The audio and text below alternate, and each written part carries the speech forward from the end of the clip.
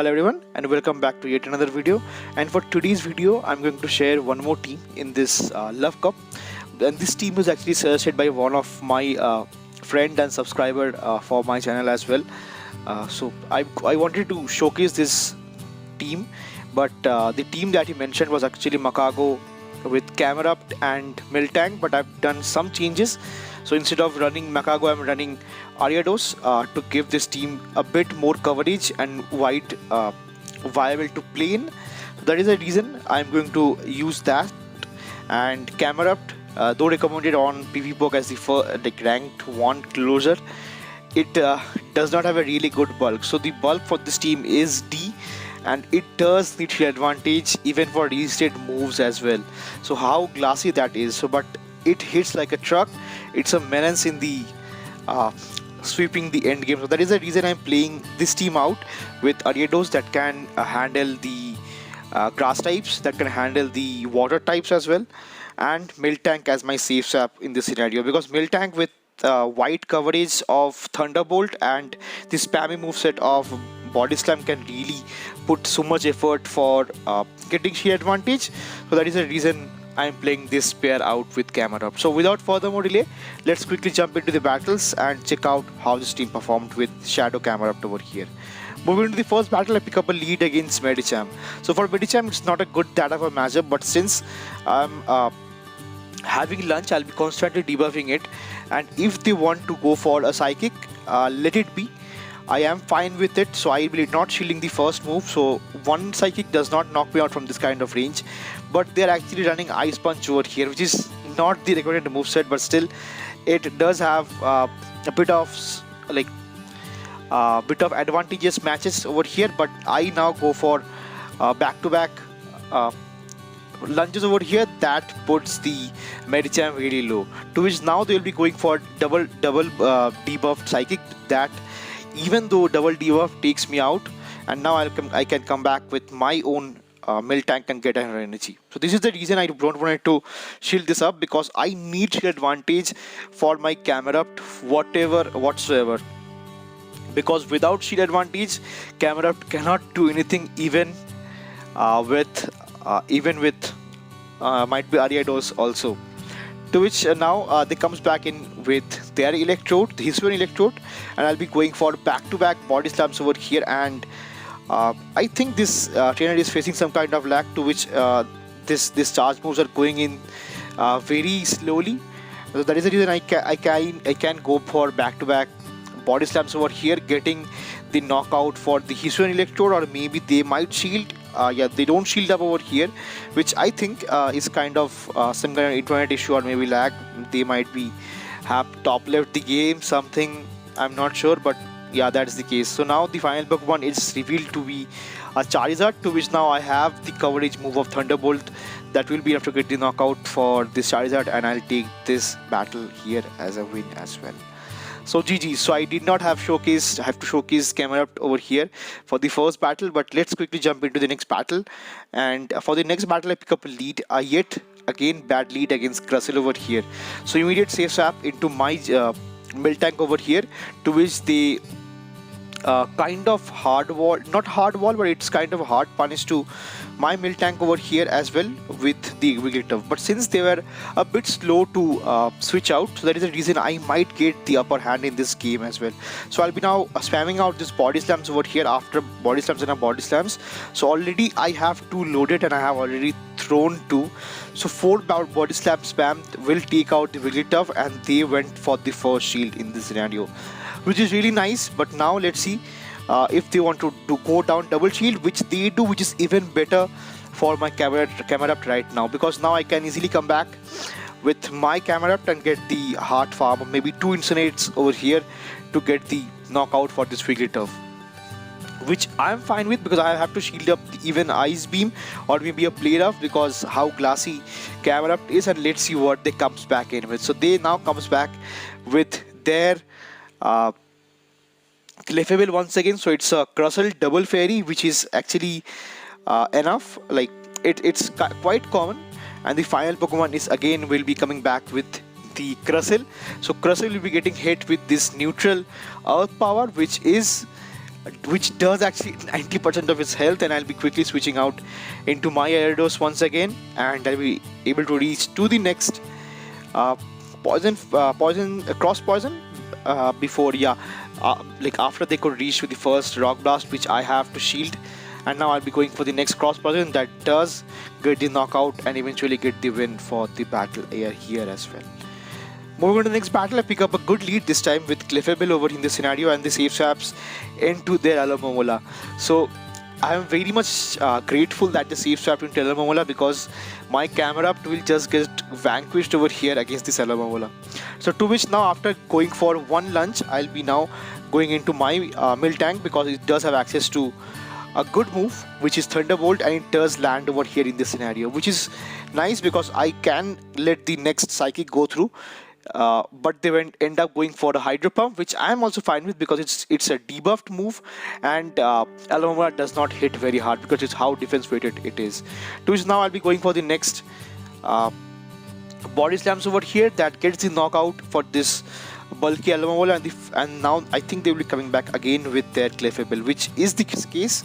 And I can again go for one more neutral Body Slams over here that does a bit of chip damage, and this is the like spamminess of Miltank over here. So I can reach to the back-to-back Body Slams in this scenario, putting the Clefable really low, and the final Pokemon is revealed to be a Wormadam Trash, which is going to get just fried with this Shadow Incinerates coming in. They went for the Iron Head, which I do not care, and they again get farmed down, and they comes back with their Clefable once again, and I'll be going for the next Earth Power, which they will shield. I am fine. They will shield, and I have a full healthy Ariados, which they recognize their fate and top lives the game in this scenario. GG's. Moving to the next battle, I pick up a lead against Ariados over here, which is not a good thing because since my Ariados is rank 1, it loses CMP tie every time. And most of the time it loses CMP tie. That is the reason it's a losing matchup for me. But the thing is, if I can put the Ariados really low, I can come back with my Miltank to get a Heart Farm.